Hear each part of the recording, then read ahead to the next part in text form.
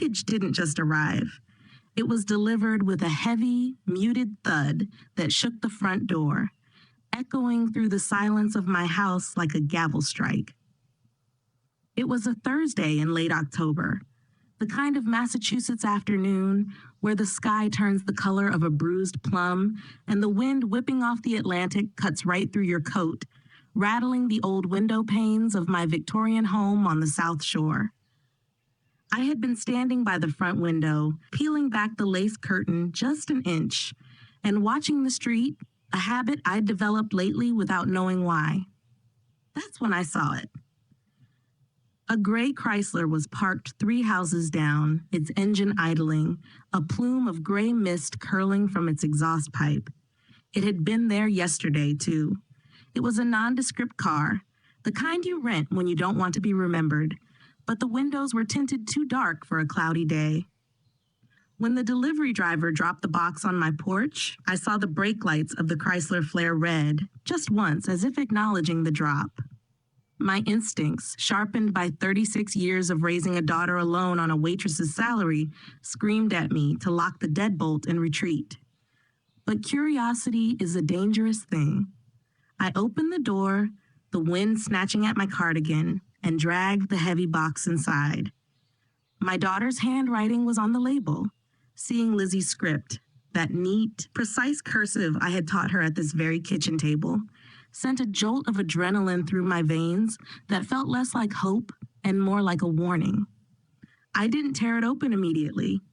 Instead, I ran my hands over the brown paper, feeling the weight of it and sensing the density of the contents. It felt heavy, like a tombstone.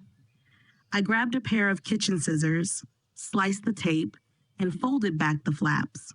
It wasn't a gift. It was an eviction notice for my soul. Inside the shoebox lay the wreckage of my life, carelessly dumped like trash.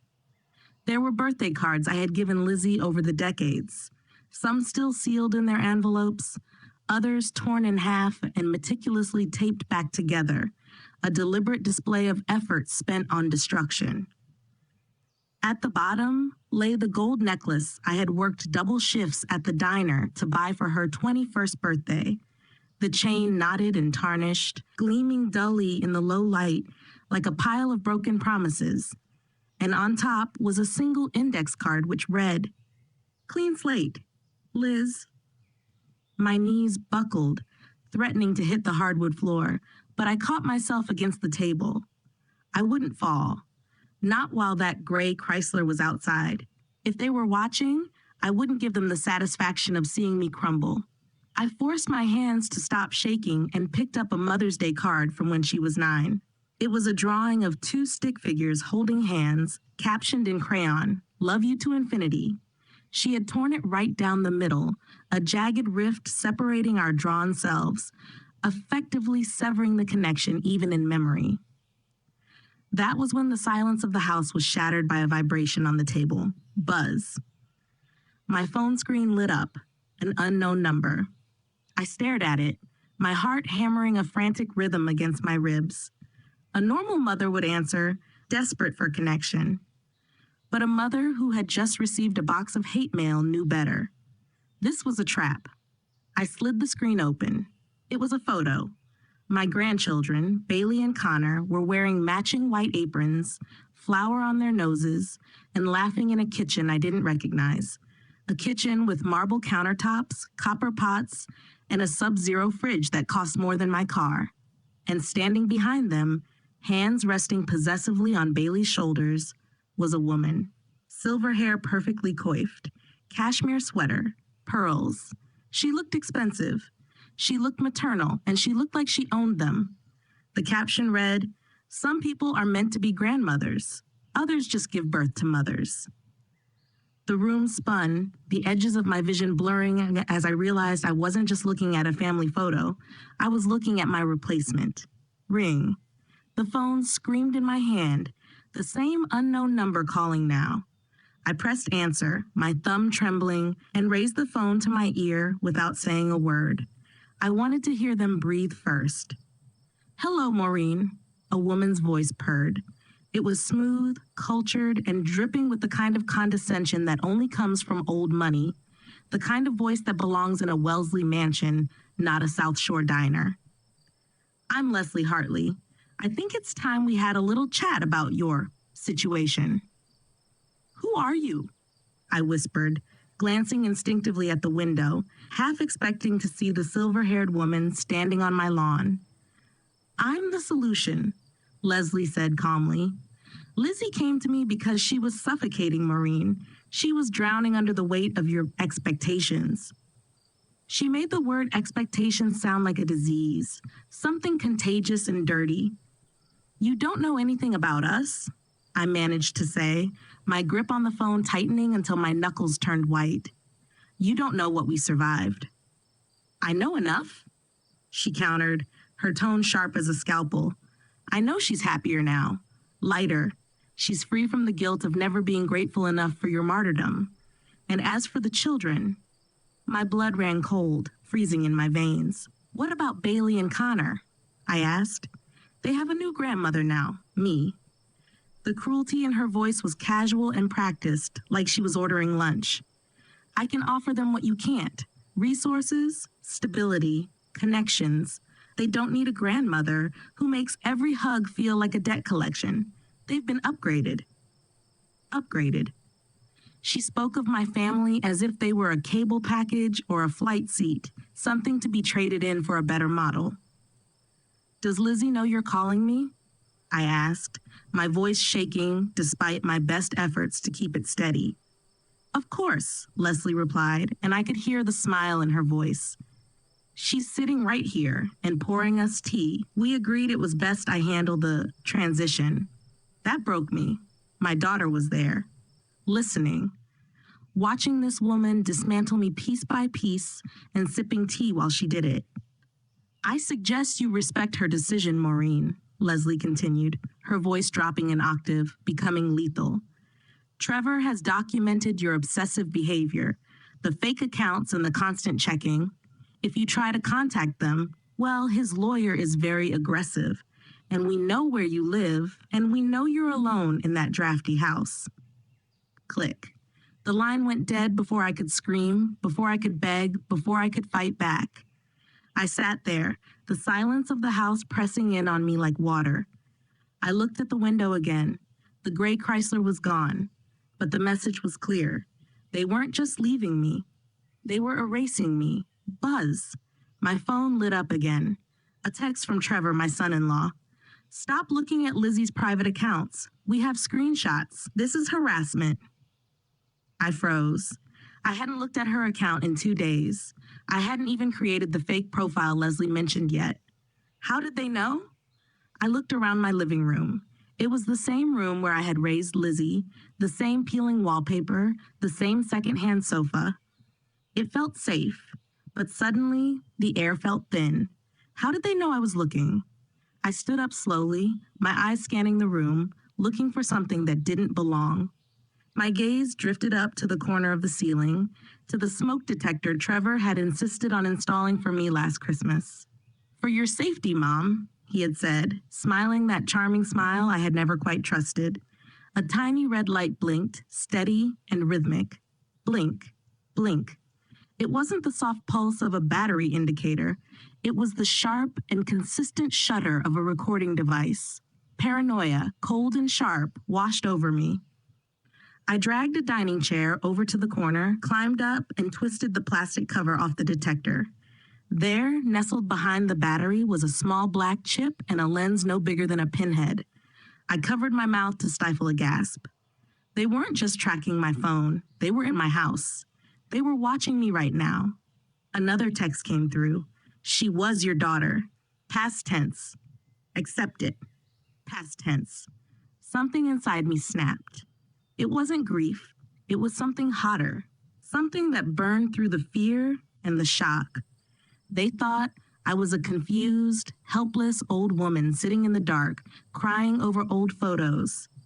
They thought they could edit 36 years of history like a bad manuscript and spy on my grief for entertainment. But they had forgotten one critical detail. I climbed down from the chair, clutching the tiny camera in my hand. I walked over to the window and looked out at the darkening Massachusetts street. The wind was howling harder now, stripping the last of the autumn leaves from the oak trees, leaving the branches bare and sharp against the sky. I wasn't just a mother. I was a survivor. I knew where the bodies were buried. Metaphorically, and in Trevor's shady construction business, perhaps quite literally. I typed back one word, no. Then I blocked the number. I stared at the phone, my thumb hovering over the screen. Then a new message popped up, not from Trevor, from a number I didn't recognize, but the contact photo was a blurry selfie of a 7-year-old girl. Bailey. It was Connor's iPad. Grandma? Mom took my phone? She says you're sick? She says you're dangerous? Are you coming to my birthday? My heart shattered. They weren't just erasing me.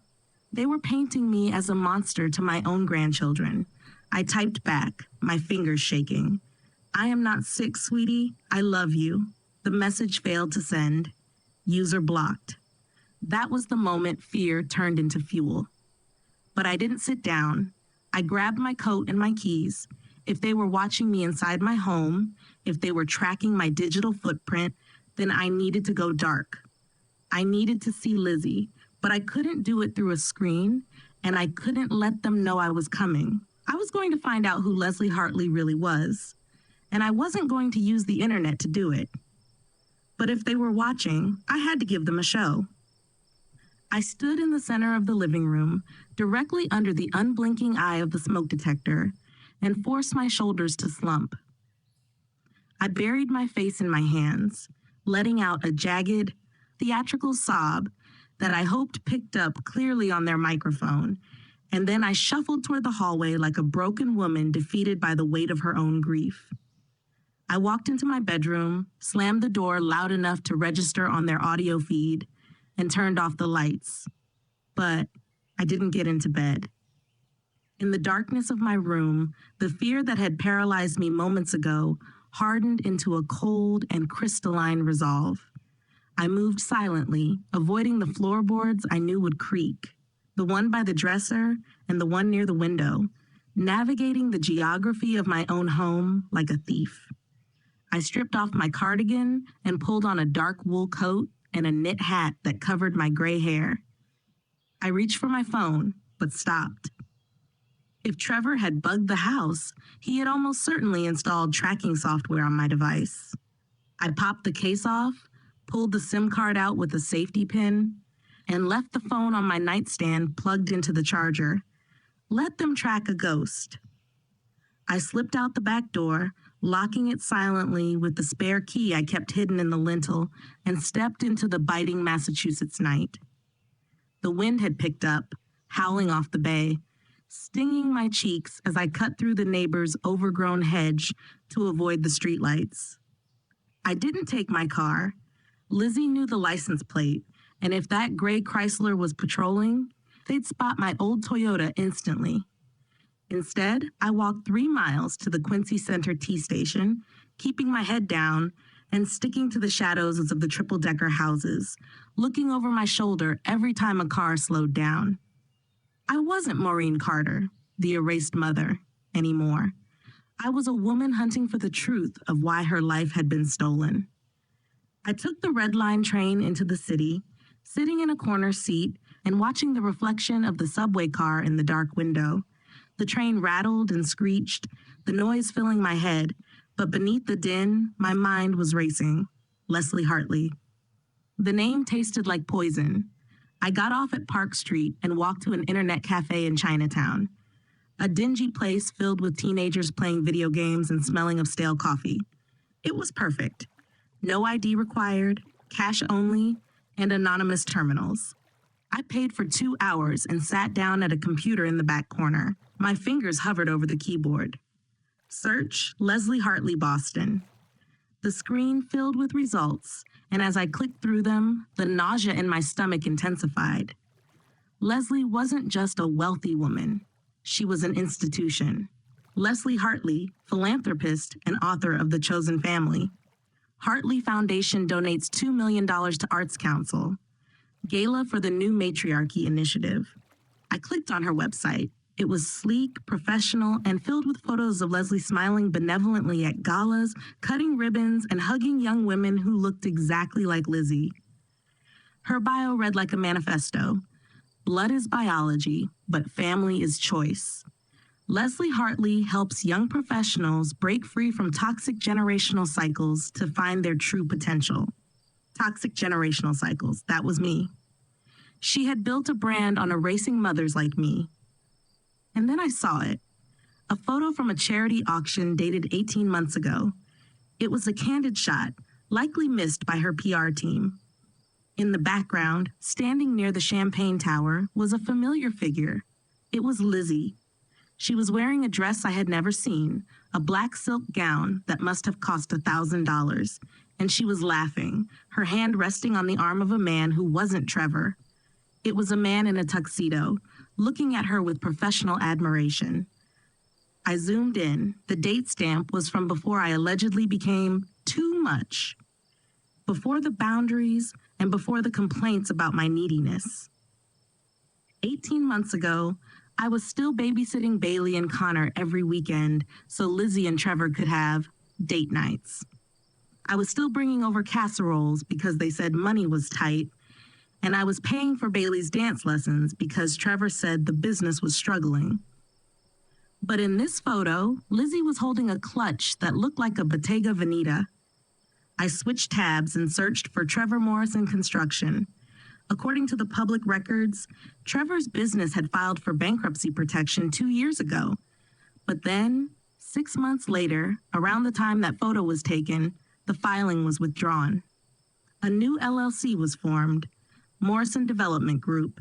The registered agent for the LLC wasn't Trevor. It was Hartley Holdings. My breath caught in my throat. Leslie hadn't just emotionally manipulated Lizzie. She had bought her. She had bailed out Trevor's failing business, likely paid off their debts, and in exchange, she had purchased a family. The upgrade she mentioned on the phone wasn't a metaphor. It was a financial transaction. I printed the pages, the photos, the business filings, the bio, and shoved them inside my coat. I left the cafe, my heart pounding. I needed to get back before dawn. I needed to be asleep when the sun came up so the camera wouldn't catch me returning. But as I stepped out onto the sidewalk, a car slowed down next to me. It was a gray Chrysler. I froze, gripping the papers inside my coat. The window rolled down slowly. I braced myself for a confrontation, for Trevor to jump out, and for a process server to hand me papers. "Need a ride, lady?" a voice called out. Just a cab driver, looking for a fare. I let out a breath I didn't know I was holding and shook my head, waving him off. But the fear lingered. I wasn't safe. And I realized then that I couldn't just play defense. I had to go on the offensive. I made it back to my house at 4 a.m., slipping in through the back door just as the first gray-live dawn was touching the sky. I crept back into my bedroom, changed into my nightgown, and lay in bed, staring at the ceiling and waiting for my heart rate to slow down. They thought they had won because they had the money. But money leaves a paper trail, and secrets always leave a roadmap if you know where to look. That afternoon, I waited until the mail carrier arrived to make sure the routine looked normal for the camera. I shuffled to the mailbox, retrieved the bills I couldn't pay, and walked back inside. But my mind was on the attic. If this started 18 months ago, there had to be signs I missed. Lizzie wasn't a good liar. She was just a persistent one. I needed to know when the narrative shifted. I waited until nightfall again. I turned on the TV in the living room, loud and a rerun of a sitcom, to cover the sound of the attic stairs creaking. The attic was freezing. The air thick with the smell of dust and cedar. I pulled the chain on the single bulb, the light swaying and casting long, dancing shadows against the eaves. I navigated through the labyrinth of my life, boxes of Bailey's old baby clothes, Connor's first tricycle, and holiday decorations that hadn't been touched in 2 years. I found the box marked Lizzie's school, tucked behind the Christmas tree stand. I pulled it open. Inside were her report cards, her art projects, and at the bottom, a stack of journals. Lizzie had been a compulsive writer in high school and college, documenting every angst-filled moment of her life. I had never read them, respecting her privacy, and believing that a mother should trust her daughter. But that mother was erased. The woman in the attic was a detective investigating a crime scene. I picked up the most recent one, a purple notebook from her senior year of college, just before she met Trevor. I sat on the dusty floorboards, my breath misting in the cold air, and opened it. The entries were typical at first. Stress about finals, worries about finding a job. But then I found an entry dated 7 years ago, right after she met Trevor. He says I'm too attached to her, says it's weird that I call her every day, and he thinks she uses guilt to keep me close. I told him about the time she sold her coat to buy my prom dress, and he didn't think it was sweet. He said it was manipulative. He said, normal mothers don't martyr themselves, Liz. They provide. Maybe he's right. Maybe I owe her too much to ever be free. I felt a tear slide down my cheek, hot and angry. Trevor? It had started with him. He had been planting these seeds for years, watering them with his own insecurities, and waiting for someone like Leslie Hartley to come along and harvest the crop. I flipped forward. Another entry dated 3 years ago. Met a woman at the gala tonight. Leslie. She's everything Mom isn't. She's powerful. She listened to me talk about my design ideas and didn't ask if I could afford it. She just asked, "What's stopping you?" I didn't want to say my mother's medical bills, but I think she knew. She gave me her card and said, "We choose our destiny, Elizabeth. Don't let your history be your anchor." Anchor, that's what I was to her. Not a harbor, an anchor. I was reading furiously now, connecting the dots, and realizing that my erasure wasn't a sudden decision. It was a slow and calculated amputation. Creak. The sound was distinct. It wasn't the wind, and it wasn't the settling of the house. It was the third step of the front porch stairs, the one that always groaned when you stepped on the left side. I froze, the diary clutched in my hand. The TV downstairs was still blaring canned laughter, but beneath it, I heard the subtle click of the front door lock being tested. I had locked the deadbolt. I knew I had, but then came the scratching sound. Metal on metal. A pick or a key. Trevor didn't have a key. I had changed the locks 5 years ago, but Trevor owned a construction company. He knew how to bypass a standard residential deadbolt in under 10 seconds. This wasn't a family visit. It was a break-in. I scrambled up from the floor, my heart hammering so hard I thought it would burst. I pulled the chain on the attic light, plunging the room into darkness. Downstairs, the front door opened. A draft of cold air rushed up the stairwell, carrying the scent of rain and expensive cologne. Footsteps. Heavy, deliberate men's shoes on the hardwood.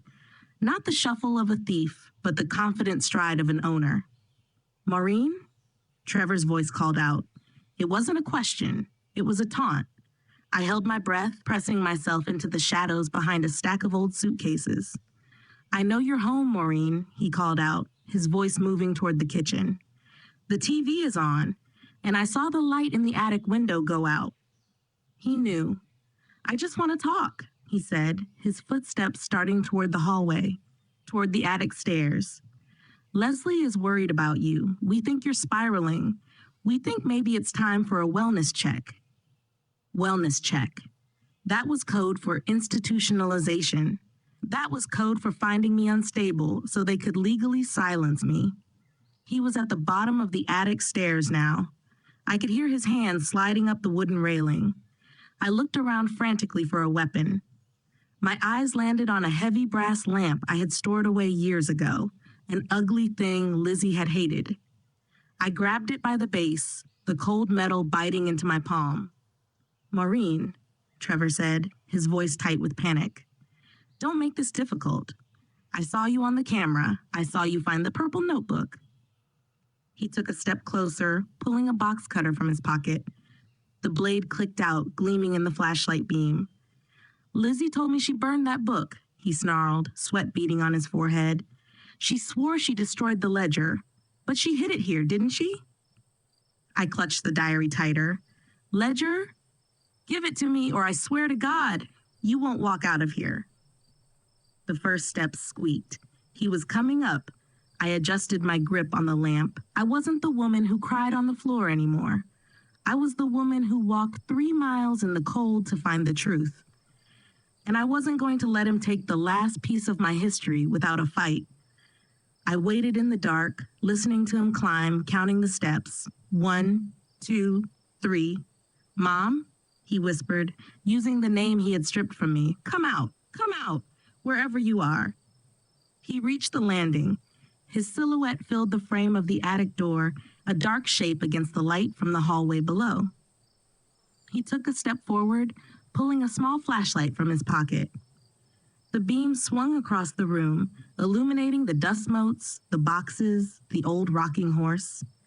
It swept toward me. I didn't wait for the light to hit my face. I swung the lamp.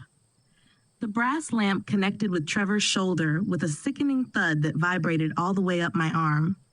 He didn't fall, but he staggered back, his flashlight spinning wildly across the attic rafters as he let out a shout of pain and surprise that shattered the silence of the house. He had expected a weeping mother cowering in the dark, not a woman fueled by the adrenaline of a hunted animal. You crazy, he snarled, clutching his arm and dropping the flashlight. I didn't wait for him to recover. I didn't wait to see if he was injured.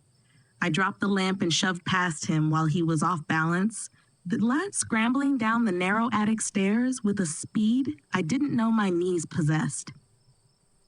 Maureen, he roared from the top of the landing, the sound of his heavy footsteps pounding behind me like thunder. I hit the hallway floor and sprinted for the back door. I didn't stop for my coat. I didn't stop for the photo albums. I grabbed the car keys from the hook by the fridge and burst out into the freezing Massachusetts night, the cold air hitting my sweat-dampened skin like a slap. I fumbled with the lock on my old Toyota, my hand shaking so violently I dropped the keys in the snow. Panic, pure, white-hot panic flared in my chest. The back door of the house slammed open. Trevor was silhouetted in the light, holding his shoulder, his face twisted in rage. He wasn't the polished businessman anymore. He was a predator whose trap had failed. Don't you run, he shouted, stepping off the porch. I snatched the keys from the slush, jammed them into the door, and threw myself into the driver's seat. I locked the doors just as he reached the car. He slammed his fist against the window, the glass vibrating inches from my face. Open the door, Maureen. You're making this worse. I turned the ignition. The engine sputtered. Please, not now, and then roared to life. I threw it into reverse, tires spinning on the icy driveway before finding traction, and peeled out onto the street, leaving my son-in-law standing in the glow of his own headlights, watching me escape. I didn't look back. I drove without a destination, my eyes glued to the rearview mirror, terrified that every pair of headlights behind me was him, or the gray Chrysler, or the police. I ended up at a cheap motel off the highway in Braintree, the kind of place where the neon sign flickers and the clerk doesn't ask for ID if you pay cash. I paid for 2 nights with the emergency money I kept in the glove compartment, locked the flimsy deadbolt, and pushed the dresser in front of the door. Only then did I allow myself to breathe. I sat on the edge of the stained mattress, clutching the purple diary. I opened it to the back page.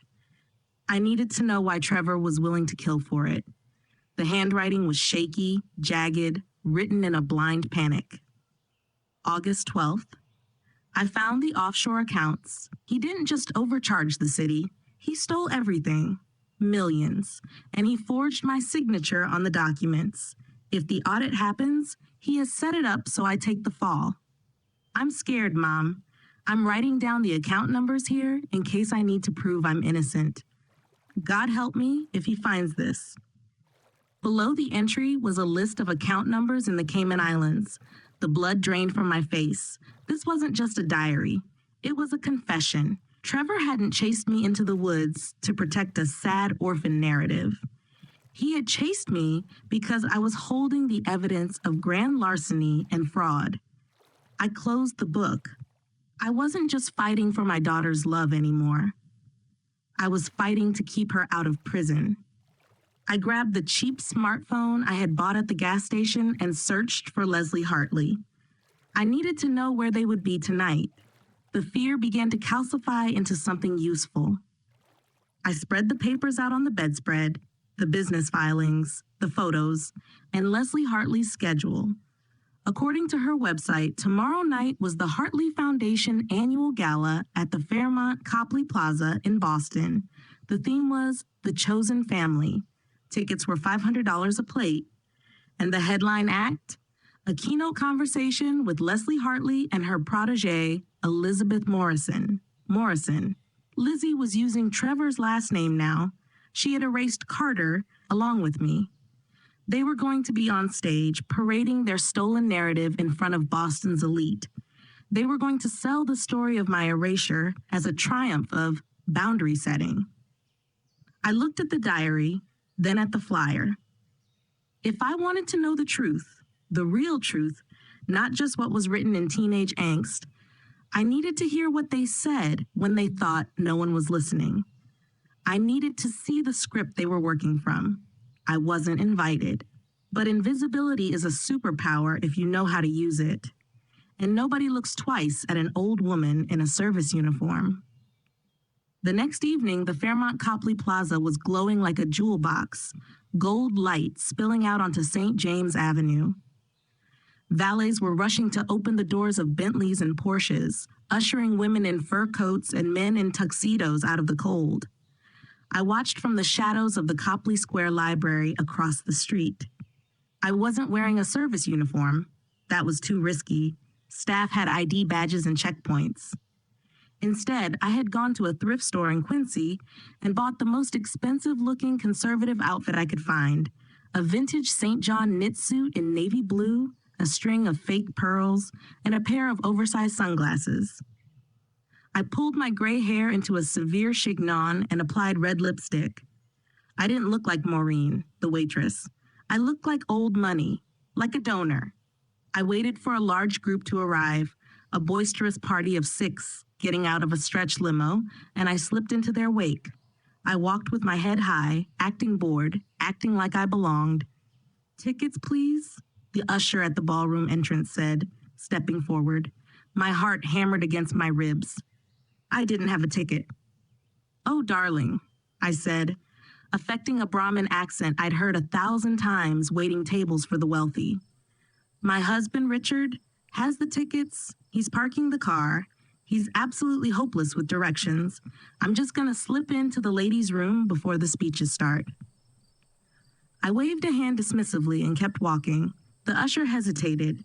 He looked at my suit, my pearls, and my air of entitlement. He saw a wealthy older woman, the exact demographic of this event. "Of course, ma'am," he said, stepping back. I walked past him, suppressing the urge to run, and slipped into the crushing crowd of the ballroom. The room smelled of expensive perfume and roasted duck. Chandeliers the size of small cars hung from the gilded ceiling. And at the front of the room was a stage with 2 white armchairs and a massive screen projecting Leslie's face. I grabbed a glass of champagne from a passing waiter to use as a prop and moved to the edge of the room, blending into the shadows near the service entrance. I scanned the crowd, and then I saw her, Lizzie. She was standing near the VIP section, surrounded by a group of women who were hanging on her every word. She looked breathtakingly beautiful in a silver gown, but she also looked thin. Her collarbones were sharp, her smile was tight, and her eyes were darting around the room as if she were looking for an exit. Trevor was beside her, his arm wrapped around her waist, not in affection, but in ownership.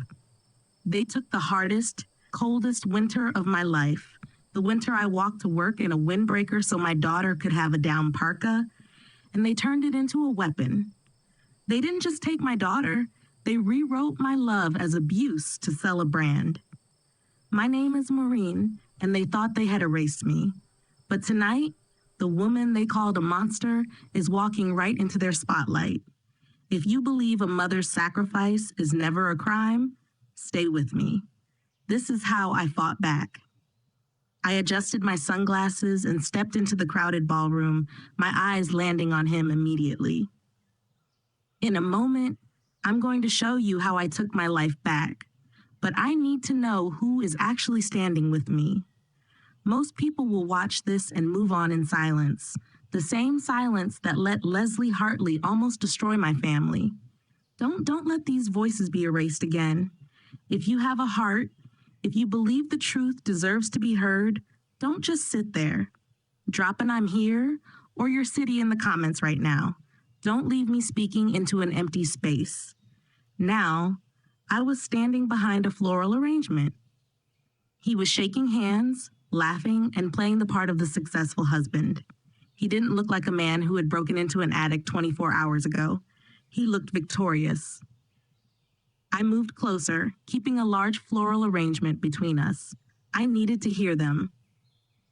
Leslie Hartley swept into the circle, radiant in emerald green, and placed a hand on Lizzie's cheek.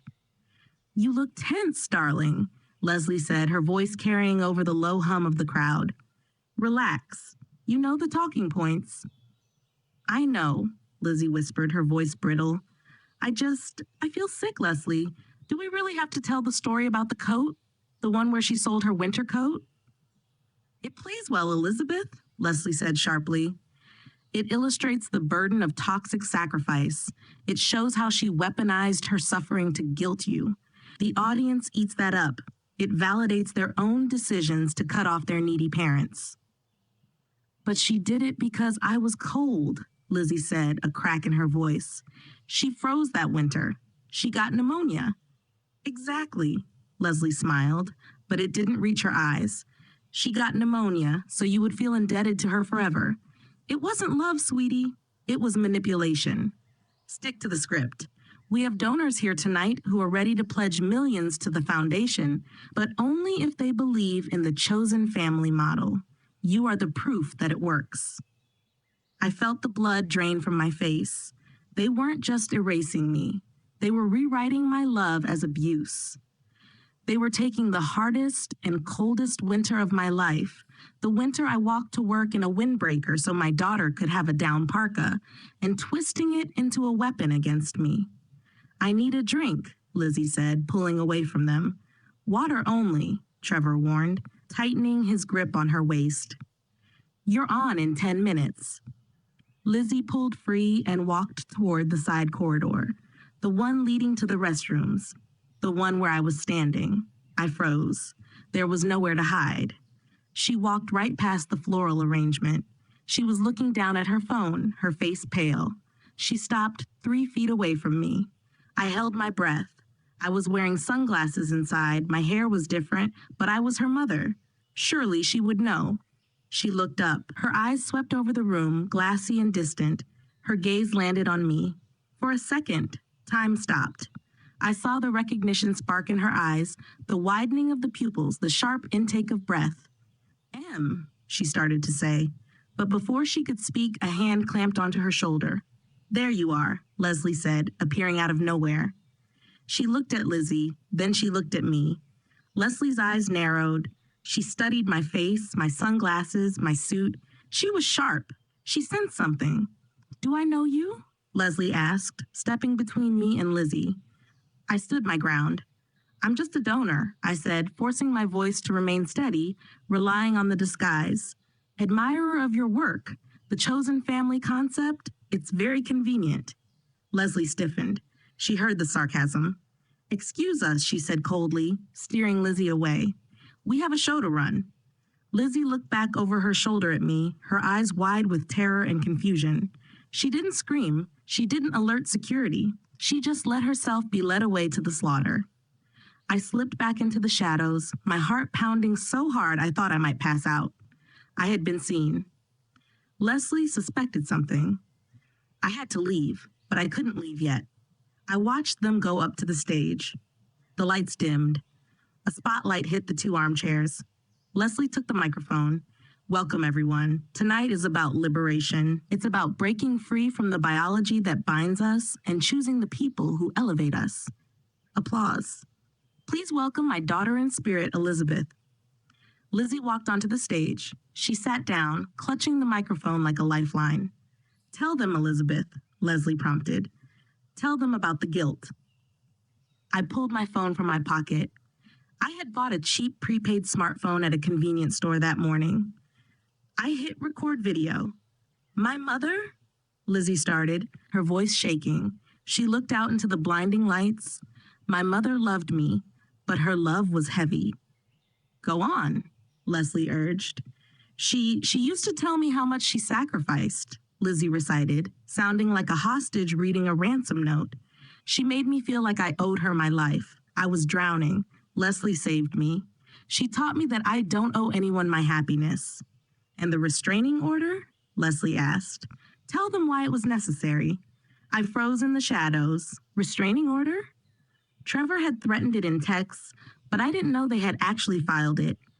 Hearing it announced to a room full of donors meant they had already pulled the legal trigger while I was running for my life. Because she wouldn't let go, Lizzie lied, a tear sliding down her cheek. She was obsessed and was stalking us. We had to protect the children. The crowd murmured in sympathy. I recorded it all. The lies, the rehearsed pain, the way Trevor watched from the wings like a prison guard. But then Leslie got greedy. And tell them about the money, Elizabeth. Tell them how she demanded repayment. Lizzie hesitated. That wasn't in the script. I could see the confusion on her face. She didn't, Lizzie stammered. She demanded you pay her back for raising you, didn't she? Leslie pressed, improvising, pushing for maximum villainy. She sent you invoices? Lizzie looked at Leslie. For a split second, the mask slipped. No, Lizzie whispered. She never did that. Leslie laughed, a smooth, dismissive sound. Trauma blocks the memories, dear. We've discussed this. I stopped recording. I had enough. I had the script, and I had the crack in the armor. I turned to leave, weaving through the dark ballroom toward the exit.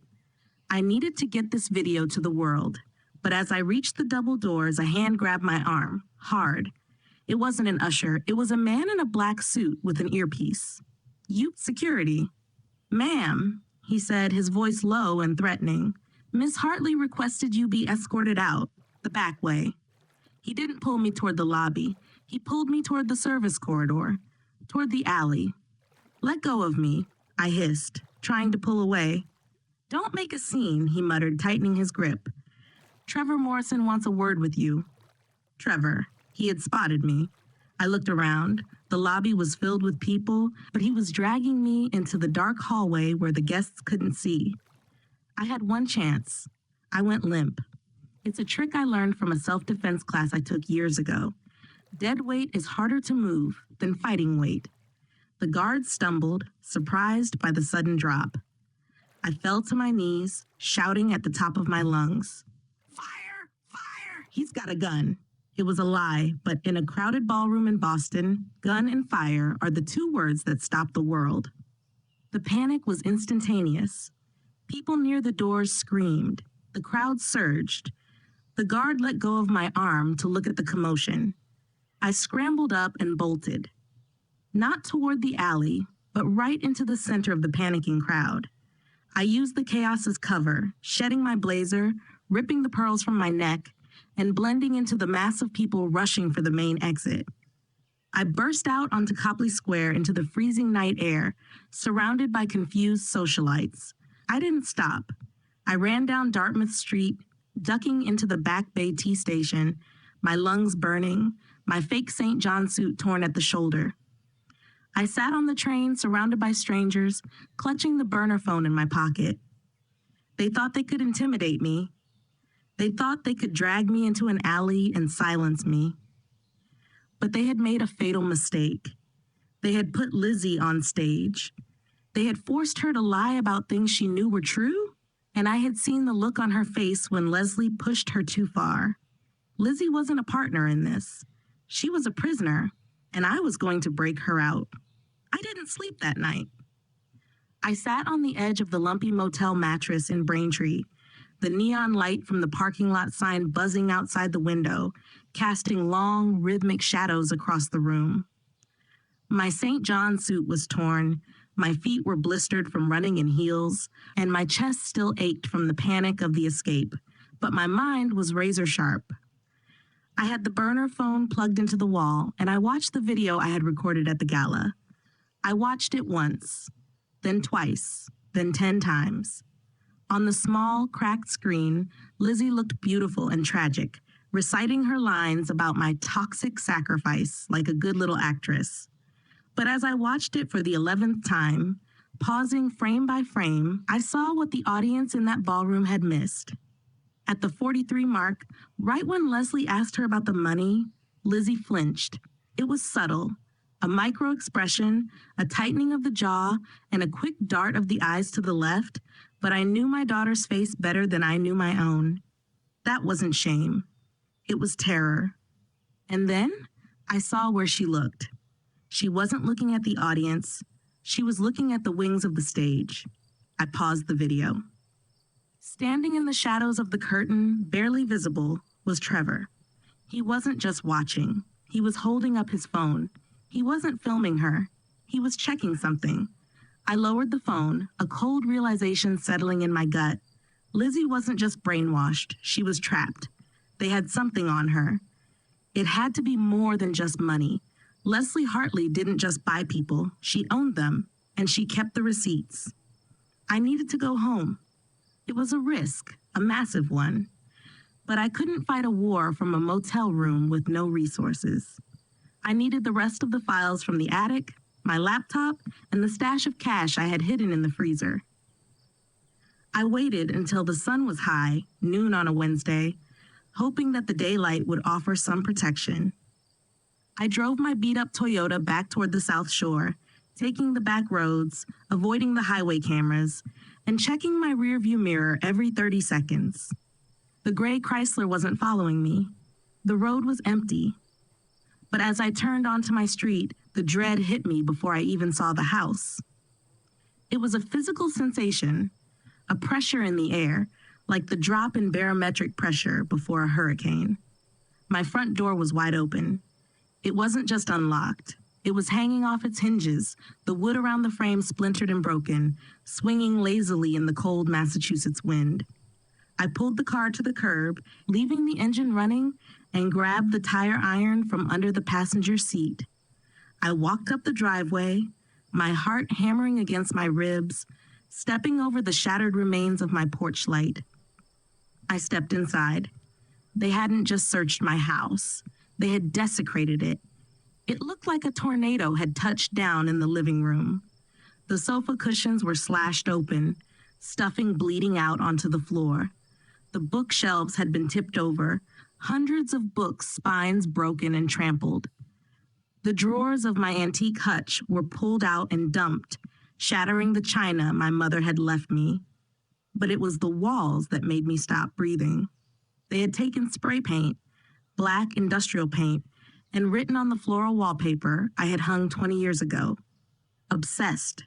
Crazy. Gone. In the kitchen, every cabinet door was ripped off. The flour and sugar canisters were dumped on the floor, mixing with the broken glass of the window they had smashed. This wasn't a search for a diary. This was a message. This was violence masquerading as a burglary. I stepped over the debris, my boots crunching on glass, and made my way to the attic stairs. The door was kicked in. I climbed up, the tire iron heavy in my hand. The attic was empty. The boxes were overturned. The box marked Lizzie, school was gone. They had taken the journals and the proof of the past. I stood in the wreckage of my life, the wind whistling through the broken windows, and I felt a scream building in my throat. But I swallowed it. Screaming was what victims did. I wasn't a victim. I was the opposition. I went back downstairs to the kitchen, moved the refrigerator, heavy, awkward, scratching the linoleum, and pried up the loose floorboard behind it. My emergency cash was still there, $5,000 wrapped in tin foil. They had missed it because they were too busy destroying the visible things to look for the hidden ones. I shoved the cash into my coat pocket. Then I heard the crunch of gravel on the driveway. I froze. I moved to the window, staying low, peeling back the broken blinds. It wasn't the police.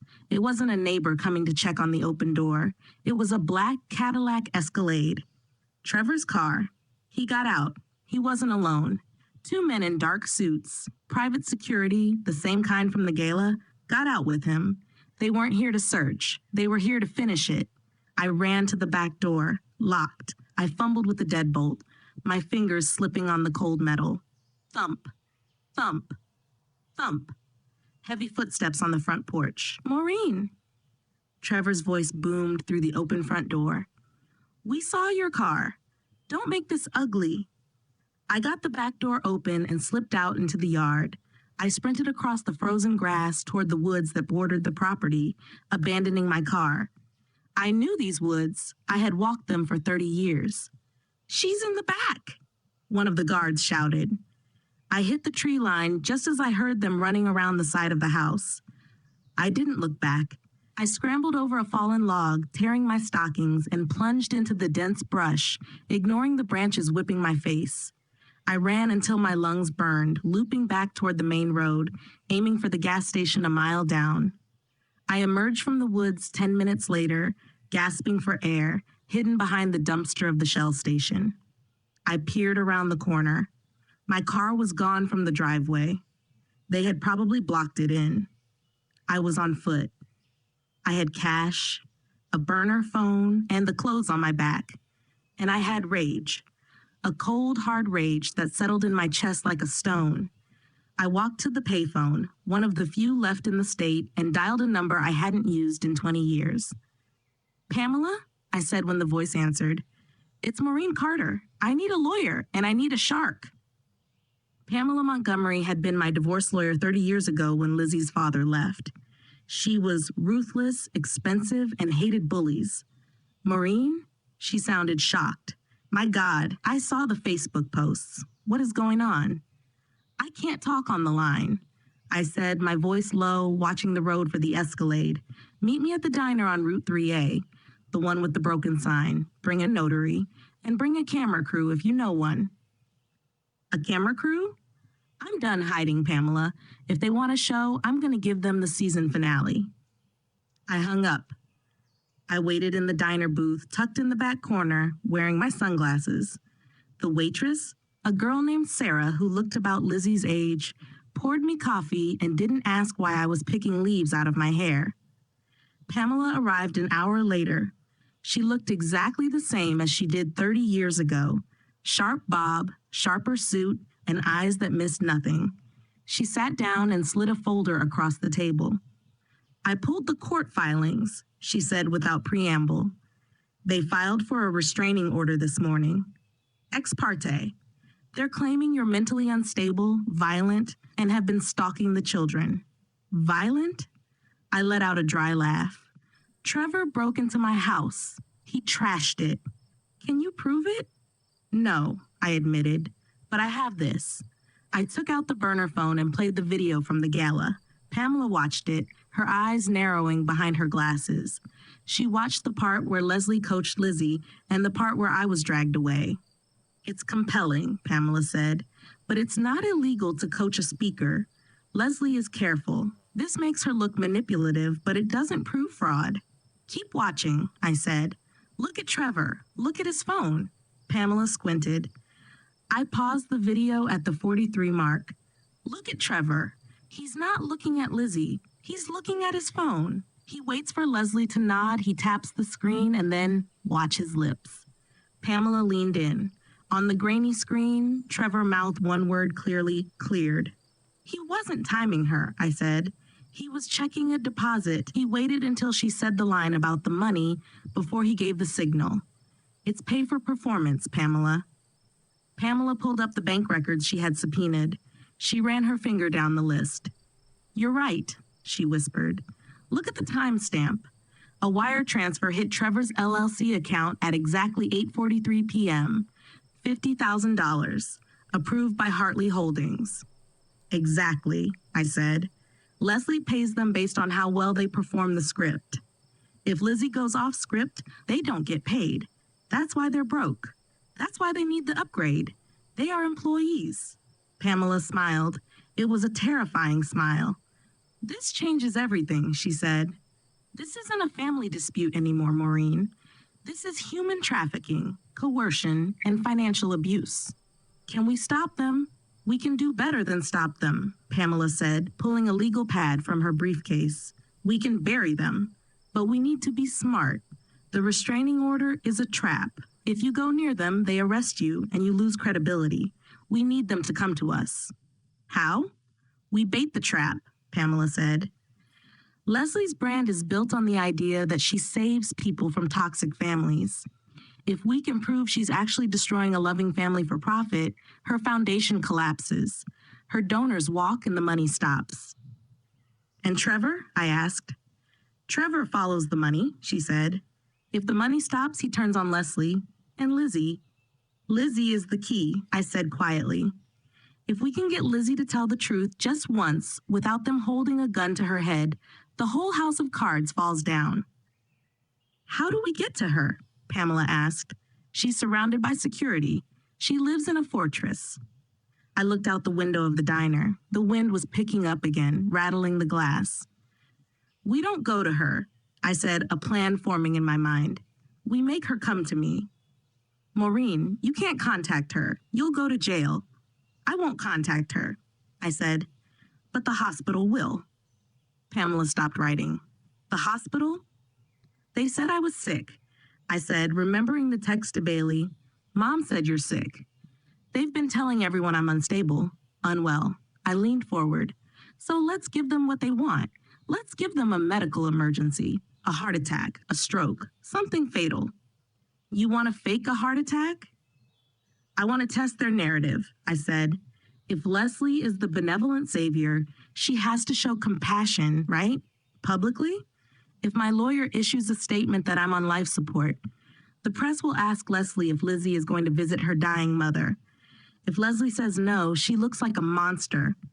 If she says yes, she has to bring Lizzie to the hospital, Pamela finished. Away from Trevor and away from the gala. And into a room with me, I said, where there are no scripts and where you will be waiting with a deposition team. Pamela looked at me for a long moment. Then she capped her pen. It's risky, she said. If they find out it's a ruse, they'll sue you for fraud. Let them sue, I said, standing up. I've lost my house. I've lost my daughter. I have nothing left to lose, but they have everything to lose. I looked at my reflection in the diner window. The woman staring back wasn't the scared grandmother who cried over greeting cards. She was a general going to war. Call the ambulance, Pamela, I said. It's time for my final performance.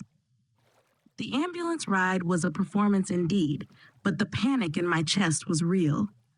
Pamela had made the call from the diner, her voice trembling with practiced hysteria, reporting that I had collapsed, clutching my chest, unresponsive.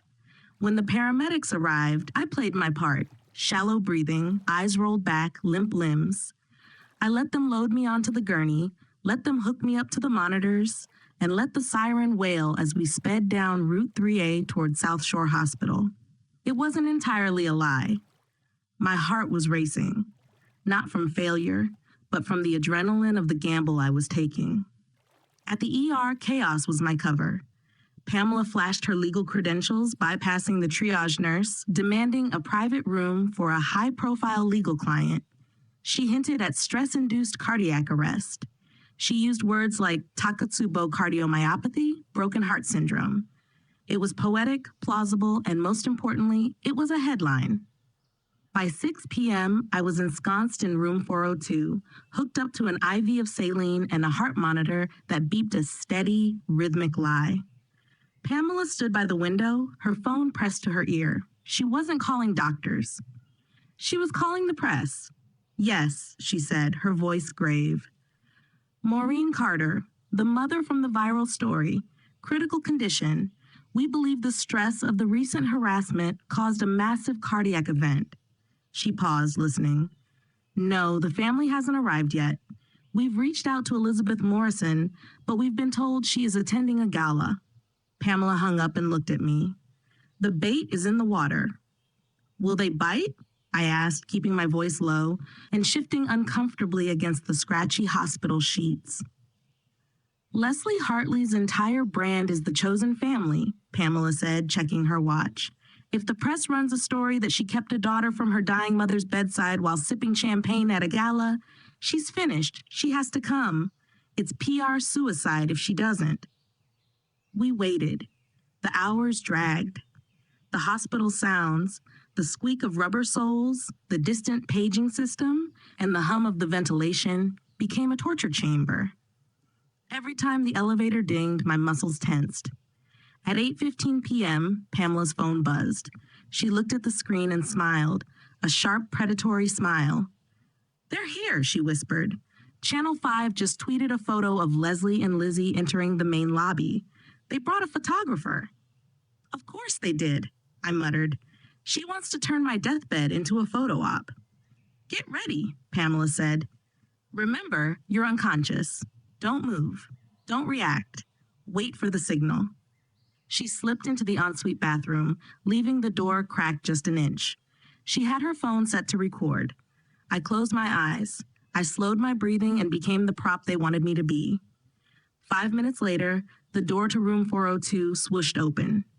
The scent hit me first, the overpowering smell of expensive floral perfume.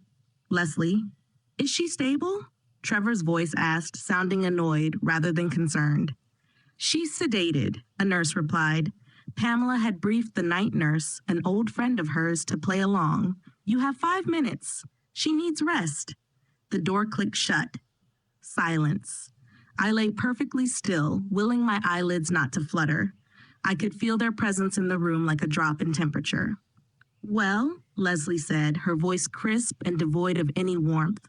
This is inconvenient. We're missing the donor reception, Trevor muttered.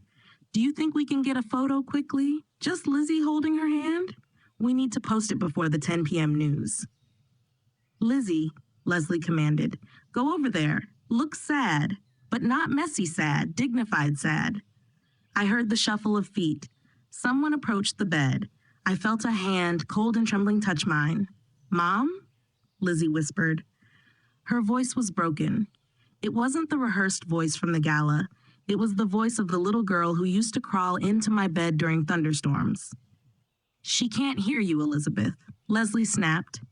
Don't waste your energy. Just get the shot. She looks so pale, Lizzie said, her voice rising in panic. Leslie, she looks... Is she dying? Did we do this? We didn't do anything, Trevor hissed. She did this to herself. It's another manipulation tactic. She probably staged it to ruin your big night. She's in a coma, Trevor, Lizzie cried out. Look at her. This isn't a stunt. Stop it, Leslie ordered.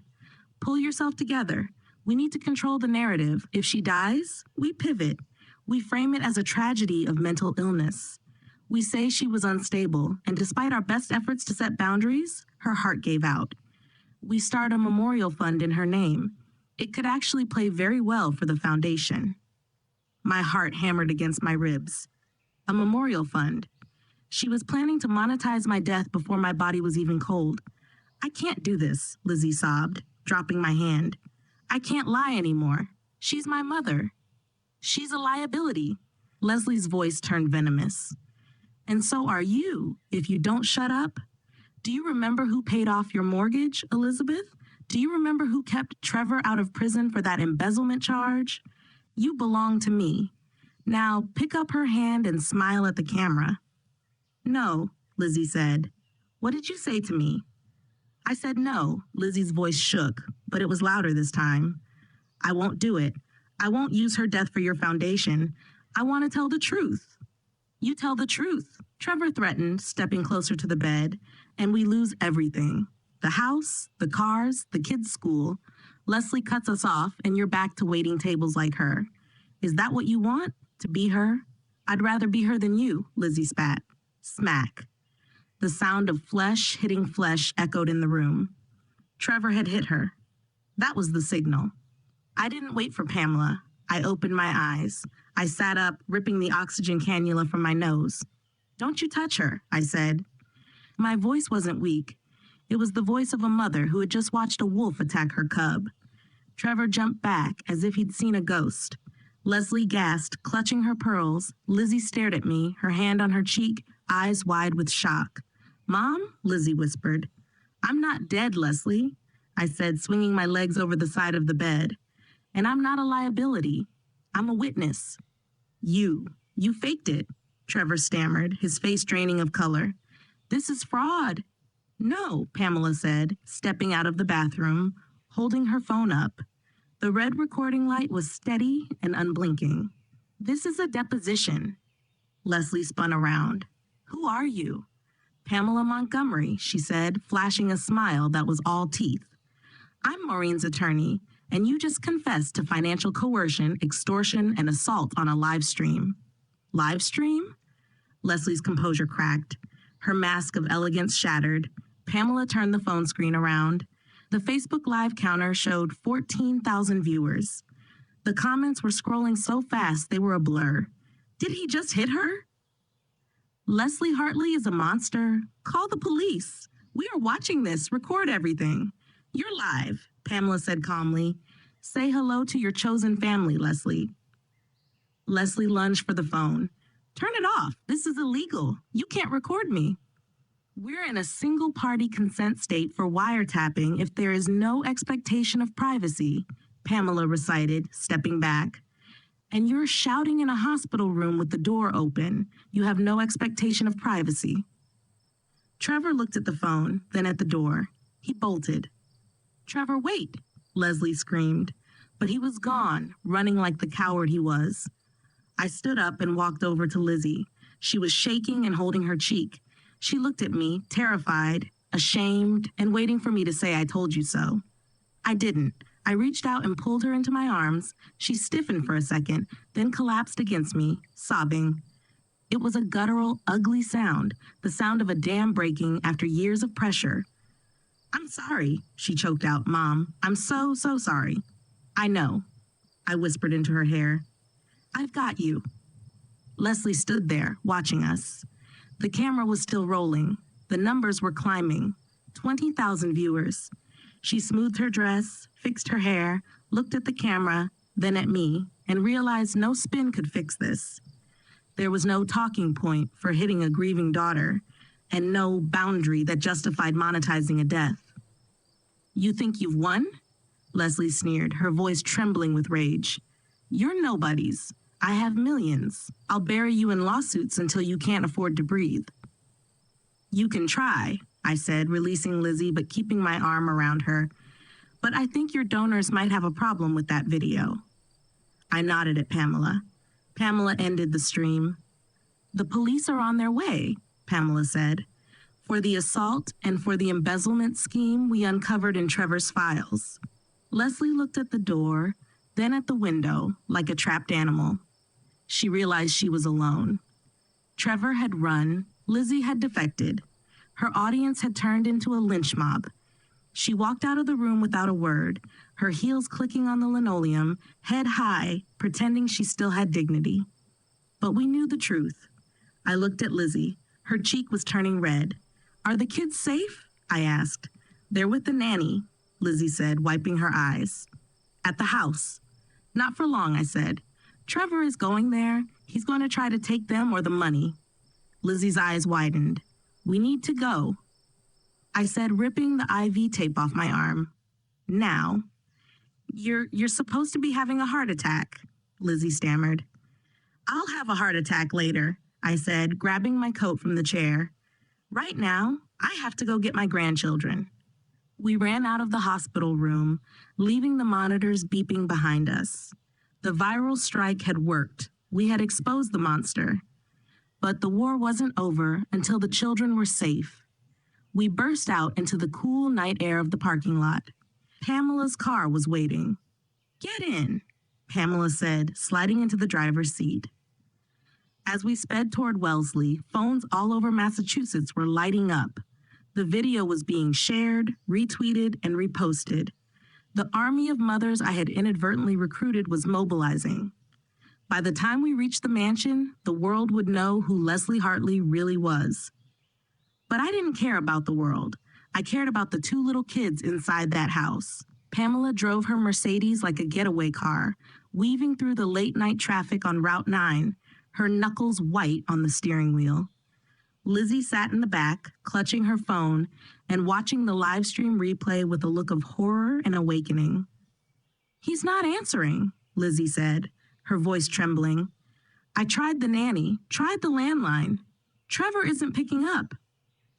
"He's busy," I said, staring out at the blur of passing streetlights. "He's liquidating. He knows the accounts will be frozen by morning. He's coming for the cash, the jewelry, and the passports." "And the kids?" Lizzie asked, a sob catching in her throat. "Leverage," I said grimly.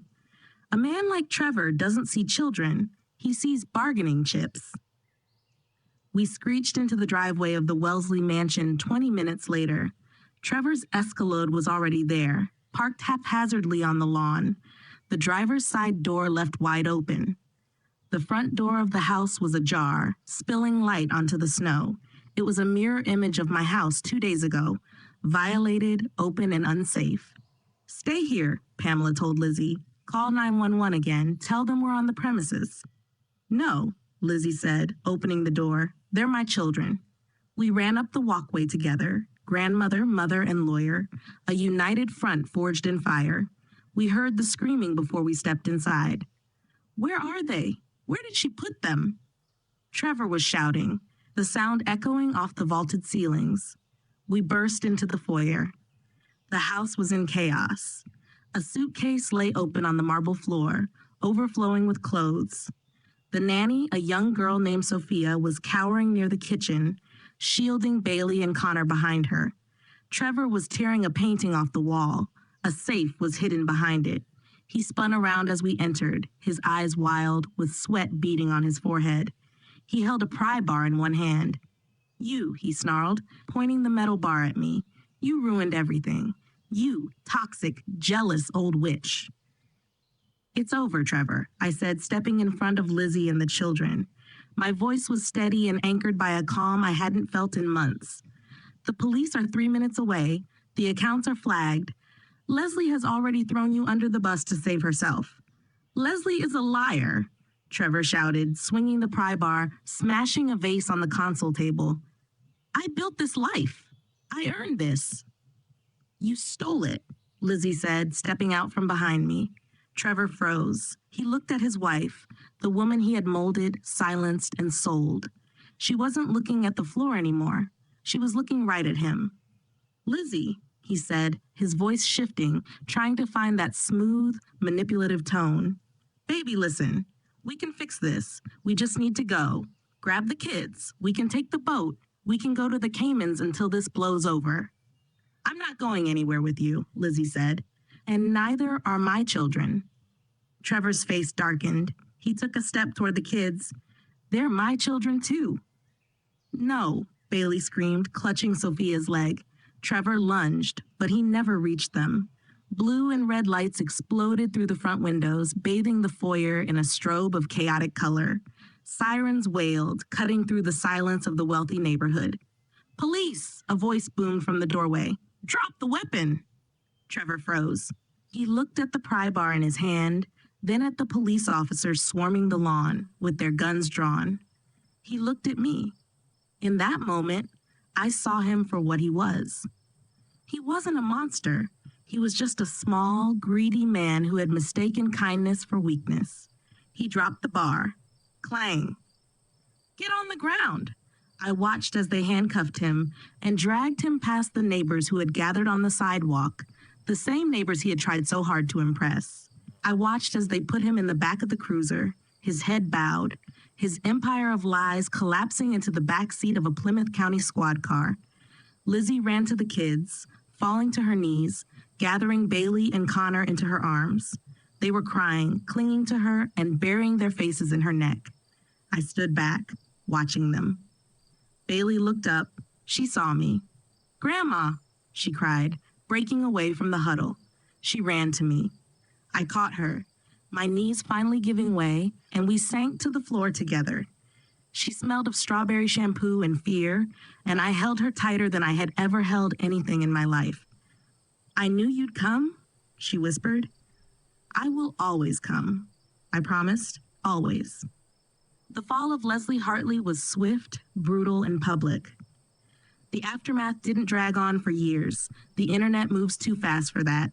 The Facebook Live video had been saved, shared, and dissected by millions. The image of the benevolent matriarch was shattered, replaced by the reality of a woman who monetized trauma. Within 48 hours, the Hartley Foundation's board of directors voted to remove her. Within a week, the Attorney General opened an investigation into her chosen family program, uncovering a pattern of financial coercion where vulnerable young people signed over power of attorney in exchange for debt relief. Pamela Montgomery filed a civil suit on my behalf and on Lizzie's for defamation, emotional distress, and fraud. We didn't have to go to trial. Leslie settled. She paid out millions to avoid a courtroom, but she couldn't buy back her reputation. The gala circuit dropped her. Her protégés abandoned her. She was left alone in her penthouse, surrounded by expensive art and silence, erased from the society she had tried so hard to rule. Trevor wasn't so lucky. The embezzlement charges stuck. He was sentenced to 8 years in federal prison for fraud and wiretapping. As for the charges against me for the disturbance at the Fairmont, they were quietly dropped. Pamela successfully argued I was acting under duress while fleeing an unlawful detainment by private security. And Lizzie? Lizzie didn't get off scot-free, and I didn't ask her to. She lost the house in Wellesley, lost the luxury cars, and lost the friends who only liked her when she was rich. She had to file for bankruptcy and move into a small 2-bedroom apartment in Quincy, not far from me. But she gained something else. 6 months after the arrest, on a crisp spring Sunday, I drove my old Toyota to her new apartment. I walked up the stairs, no grand foyer, just a sturdy wooden porch with a few potted plants. I knocked. Lizzie opened the door. She wasn't wearing designer clothes. She was wearing jeans and a t-shirt, her hair pulled back in a messy ponytail. She looked tired and broke, but she looked real. "Hi, Mom," she said, stepping back to let me in. The apartment smelled of roast chicken and oregano. Bailey and Connor were at the kitchen table doing homework. "Grandma," Connor yelled, jumping up. We ate dinner at a small laminate table. There were no caterers. There was no wine. There was just food and laughter and the messy, complicated noise of a family that had survived a fire. After dinner, while the kids played video games, Lizzie and I sat on her small balcony, watching the sunset over the rooftops of Quincy. "I found something," Lizzie said quietly. She reached into her bag and pulled out a small purple notebook. My breath caught. It was the diary. The police found it in Trevor's car, she said. He had kept it, probably to use against me if I ever tried to leave. She handed it to me. "I read it," she said, tears welling in her eyes. "I read what I wrote about you, about the coat, about the sacrifice." "Lizzie, you were young," I started. "You were influenced." "No," she interrupted gently. "I was ungrateful. I was so afraid of being poor again that I let myself believe that your love was a cage. I let them convince me that, good, mothers don't struggle. But they were wrong." She reached out and took my hand. Her grip was strong. "Leslie taught me that family is a choice," Lizzie said. "And she was right about one thing. It is a choice. And every day for the rest of my life, I'm going to choose you. I'm going to choose us." I looked at my daughter. The upgrade was gone. The polish was chipped. But the woman sitting in front of me was stronger than she had ever been. "I kept the card," I said, reaching into my purse. I pulled out the Mother's Day card from the shoebox, the one she had torn in half. I had taped it back together. The seam was visible, a jagged scar running down the middle, but the 2 stick figures were holding hands again. "It's not perfect," I said, handing it to her. "It's never going to look new again." Lizzie took the card, running her thumb over the tape. She smiled, and it was a real smile reaching her eyes. I don't want new, she said. I want real. We sat there as the stars came out over Massachusetts, the cold wind blowing around us, but for the first time in a long time, I wasn't cold. I was Maureen Carter. I wasn't erased. I wasn't a victim. I was a mother, a grandmother, and a survivor. And as I looked at my daughter and my grandchildren safe inside, I realized that the best revenge wasn't the lawsuit or the settlement or seeing my enemies fall. The best revenge was simply being happy. It was sitting on a cheap balcony with a full heart, knowing that no amount of money could buy what we had found in the wreckage. We were broken and taped back together, but we were whole. I'm sitting here on this balcony because I refuse to be invisible. But stories like mine only live if people like you refuse to let them die. Most people will finish this video and walk away without a word, just like the neighbors who watched my life be trashed and did nothing. Don't be one of them. If this stirred even a spark of justice in your soul, don't leave in silence. Your comment, your city, or even a super thanks isn't just a click, it's a witness. Don't let me be erased a second time. I'll be waiting in the comments to see who actually heard me. 2 more real-life journeys are right here on your screen. Let them keep you company. And if you haven't subscribed yet, maybe now's the moment. Until next time, with all my heart, thank you for listening.